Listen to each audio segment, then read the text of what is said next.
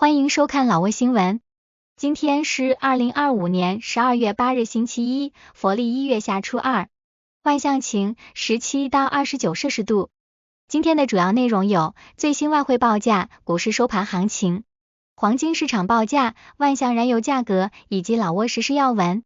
首先来关注外汇。根据老挝外贸银行最新公布的今日外汇价格，美元的银行买入价为21515基普。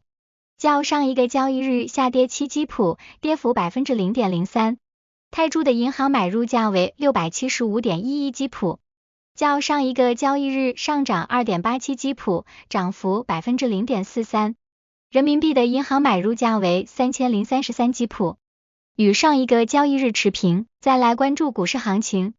根据老挝证券交易所最新收盘报告显示，上周五老交所综合指数收于 1241.66 点，较上一个交易日上涨 24.63 点，涨幅 2.02%。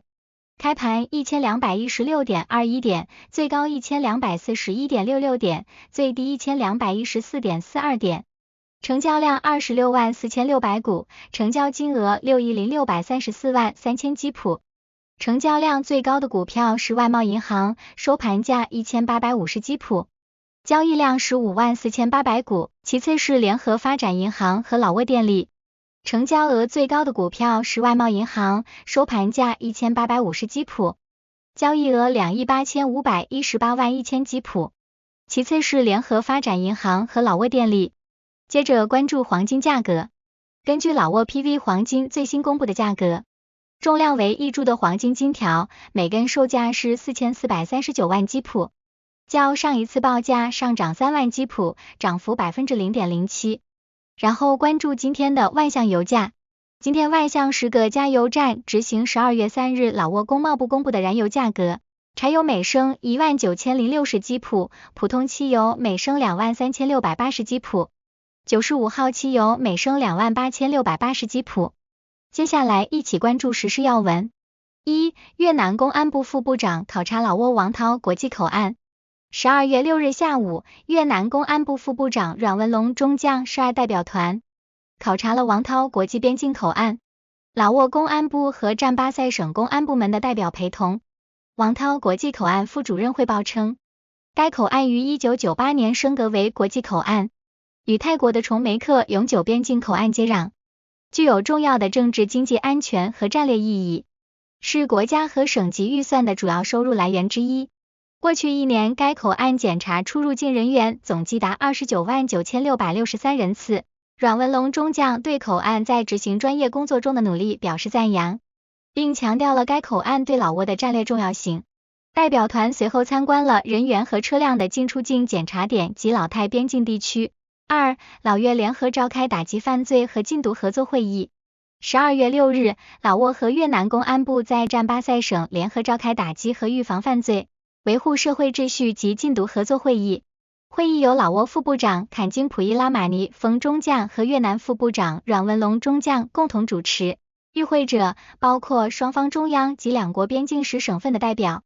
坎金普伊拉马尼冯中将指出，两国社会面临着毒品贩运、人口贩卖、网络犯罪及其他刑事犯罪的严峻挑战，且犯罪团伙手段日益狡猾，形成了跨国网络。本次会议旨在总结落实第13次合作会议备忘录的经验和成果，共同解决存在的不足，并制定未来两国警察专业领域合作的方向和计划。3. 占巴塞省庆祝建国50周年。12月5日晚，占巴塞省在巴瑟市隆重集会，庆祝建国50周年。省委书记阿伦塞孙纳拉、僧侣、退伍老干部及越南和柬埔寨总领事等出席。阿伦塞孙纳拉在讲话中回顾了老挝人民取得解放胜利的历史，他呼吁将爱护革命成果视为生命，通过坚定的理想和牺牲精神将胜利传承下去。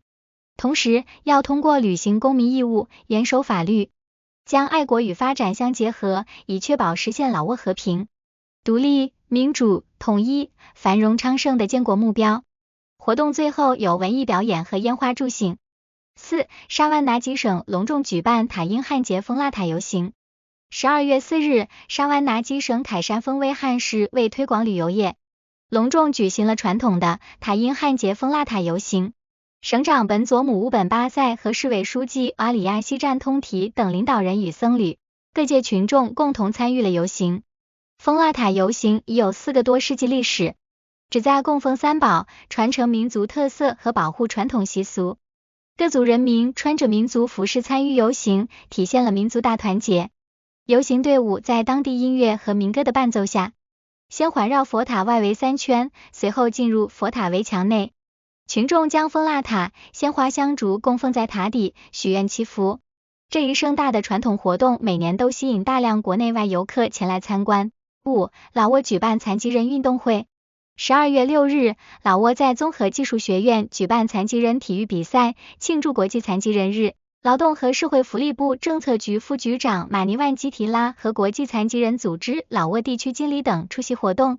马尼万基提拉副局长表示，本次活动旨在庆祝节日，增进团结，促进残疾人在社会中的参与，并鼓励他们发展技能，敢于表达。比赛包括智力残疾儿童体育比赛和与听力残疾协会的联合竞赛，涵盖足球、田径、趣味运动和问答游戏。他感谢国际残疾人组织的资金支持和老挝特殊奥林匹克项目的设备援助，并鼓励所有参与者享受比赛，保持友谊，以促进身心健康。6. 2025马来西亚美食节在万象开幕。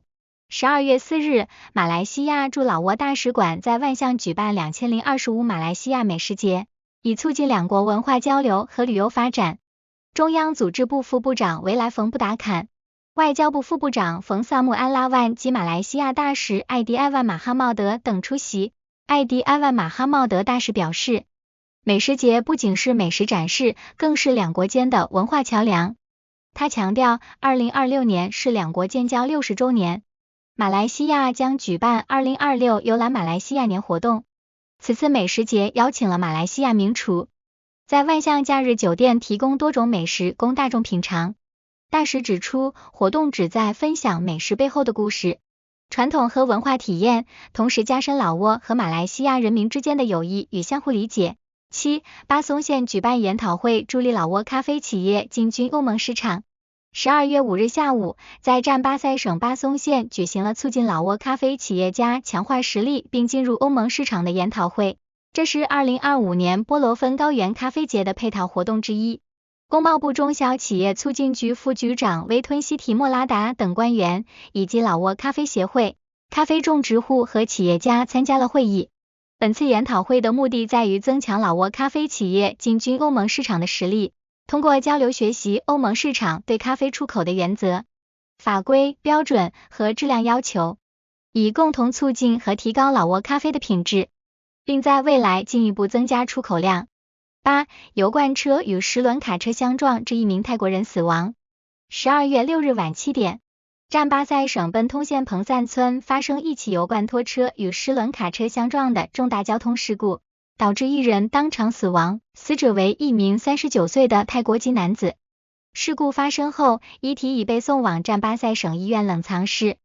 以上就是今天的老挝新闻，欢迎点赞、评论和订阅，我们明天见。